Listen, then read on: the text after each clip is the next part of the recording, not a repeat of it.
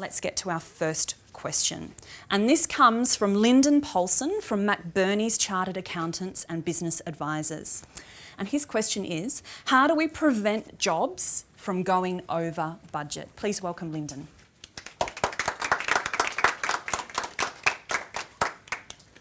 Hi Lyndon, thanks so much for being here. Thanks, John. It's really good to have you here. To kick things off for the benefit of everyone in the room, if you could just give us a bit of a background on your company and what the thinking was behind the question that you've asked tonight.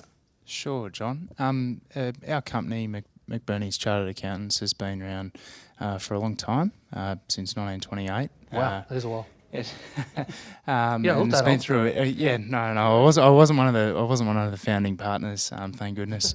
Look, we're going through a growth phase at the moment, and we're having a sort of a trouble turning our work in progress into fees.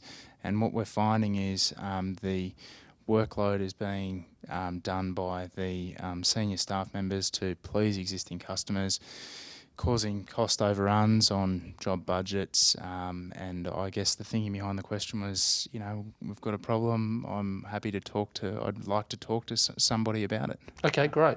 So just to go a little bit deeper with it, so I heard you saying there that work's been done by senior staff. Is that you say that's typically work that would normally be done by junior staff? Yes, that's right. Okay, but they're doing it because the clients have an expectation that the senior people will do it because they've been doing it for so long for them and that kind of thing. Yeah. There's certainly the client expectation, and I guess the other side of it is the junior staff. I guess feel like they're also at full capacity and they can't take work on, and we're just trying to meet the client's expectations.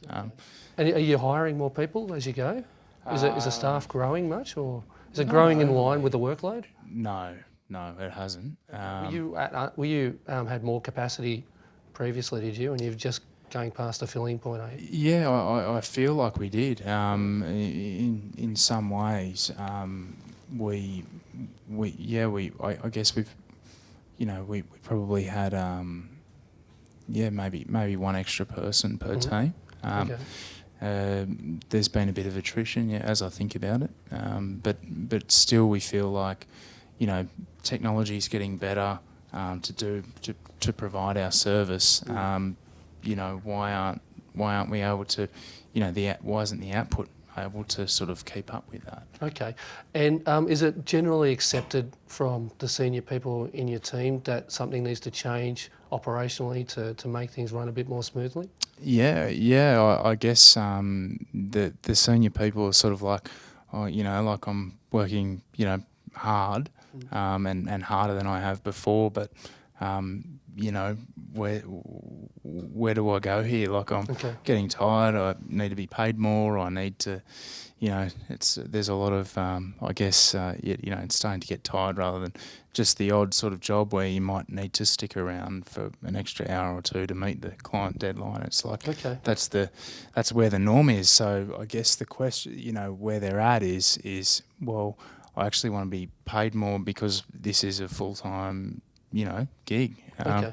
So where I think this is going, and we'll explore this in a bit of depth in a second, is sounding like there's we need to look at how can we alter and amend some client expectations to facilitate some changes to some operational ways of doing, getting the work out and getting that sewn in across the team, and possibly also at what rate do we need to be bringing new people onto the team as well to stay in line with the growth and develop those people so that they're ready to actually be productive at the point that we need them to. So I think there's kind of a three-angle aspect to this that I can see. What do you think, Brendan?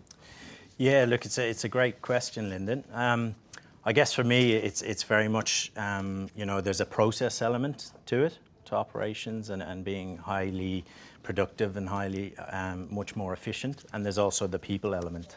So I guess if we tackle the process element first, the risk of jobs going over or running over budget and costs, blowing out of proportion. For me, it's really down to the scoping and as John touched to, being clear on what are the expectations from the client. So really really being very clear up front of what you're getting yourself and your team into, having a clear plan of attack, having clear deliverables and expectations of what's going to be done in this work and what's not going to be done. And then, you know, really doing careful planning around the expense and the budgeting of it. You know, it's not to say you have to be so rigid that you can't have an element of flexibility.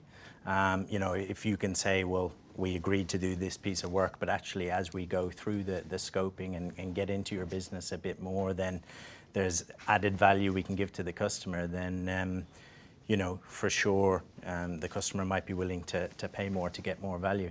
But it's really important, isn't it, to make sure right from the outset that we have a clear understanding of exactly what the client needs, and that the client has an understanding of exactly what that's going to take from the firm and what the cost point needs to be, and that potentially there's some cost savings for them if they're willing to allow some juniors to do the work.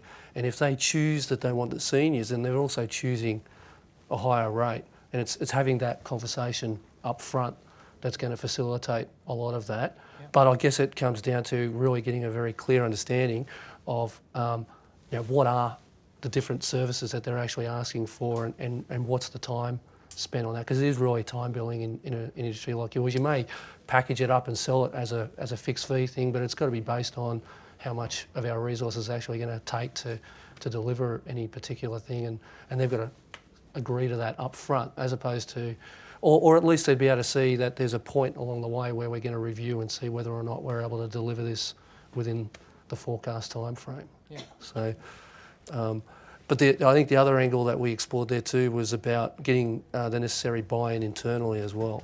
Yeah, that's crucial. And I think on the people piece, as John mentioned, yeah, you know, having more junior guys that you can give them good experience in this work, but having that pipeline of talent to continuously fill. I mean, have you considered, you know, kind of internships or junior manager type programs into your business? Yeah, we certainly do. That's probably been one of our strongest sources of recruitment. I guess, you know, over the past 5 or 6 years, we don't tend to recruit at a top level, at a senior manager type level. So how many of those internships turn into full-time employees eventually? What sort of percentage? We probably get a fairly decent conversion rate outside of uni. I'd say probably 60 to 70% once they've finished their uni. I guess the way we structure our program is it's a study part-time and work full-time mix over 4 years for a 3-year course. And we probably get a conversion rate of about 60 or 70% where when they finish their uni, they stick with the firm. The remainder, you know, tend to look at larger firms, or potentially go out into commerce, into those things. But I guess that you know, as we speak, I don't think there's been that rate is probably lowered really over the past few years, in terms of those who've stuck around. And you know, like there's you know, at that graduate level, there's probably not as many there as I think about it. So it might be time to increase the number of intake that we do at that junior level to seed the way for the future. Yeah.